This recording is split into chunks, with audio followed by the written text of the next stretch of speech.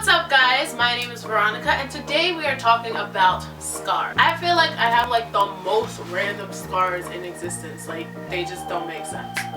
So the first one I will be talking about is this one right here on my knee. I don't know if you can see it. It's right here. What happened was I was jumping on a bed when I was like maybe 11 and there was like a piece of glass from like one of those old soda bottles, like the glass ones, and I jumped onto my knees and like the glass just went all the way inside of my knee and then just came out. So I have a forever scar right there forever. The next scar I'm talking about is the one that's right on my face right here. You see that thing that looks like a dimple? Well, that is a scar, and I'll tell you exactly how I got it. It was a bright sunny day. I was 8 years old and I went downstairs with my older brother to go get the mail.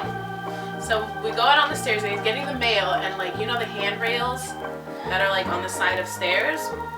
It was a metal one and I sat on the handrail and like I put my hands right here, so I was like holding on. I don't know, I thought it would be a good idea. I guess I thought I could balance. That didn't really work out well. I was like still holding on and like my whole body, like it just swung and my face hit the bottom of the handrail and like my whole face was like, it just hit like to the bone and my whole face was like bleeding. Like I was like running up the stairs like, Ma! And I didn't even go to the hospital for that. We were just like, okay. Put some gauze on and just waited for it to stop bleeding because we're thugs. The funny part about that story is I was so embarrassed about like how dumb it was that I broke my face on a handrail that I acted like I had no idea what happened to me for about 5 years. Like every time someone asked, I'd be like, I don't remember, like as if the injury had affected my brain. Like every once in a while my mom would be like, oh, do you remember what happened yet? I'd be like, no. And then like maybe like 5 years later I was like, Mom, remember that time? Yeah, I broke my face on the handrail. And the last one is this one right on my hand. I don't know if you can see it, but it is a 3rd-degree burn. So what happened was, one day I was about 13 years old and I was playing Operation with my little brother in the living room. We were laying on the floor, and as you know, Operation is a very prestigious, focused-oriented game. So I was like 100% in it. And I was kind of cold, so I had a blanket on, and I was kind of feeling classy at the same time, so I had a candle lit. It all made sense, alright? It all made sense at the time.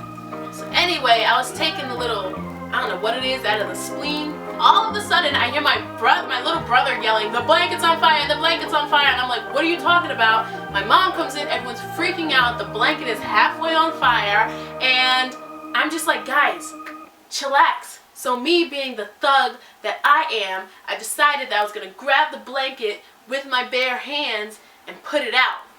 And my skin caught fire, and now I have a backwards L on my hand. In order to prove this horrific event, I'm actually going to show you the blanket because I still have it. I don't know why. I'm actually still using it on my bed right now. And this is where it got burned. My mother took like some of my dad's old pants and like sewed a fake patch on it. And we still have it. I don't know why it's still being used because apparently we need extra blankets. I don't know.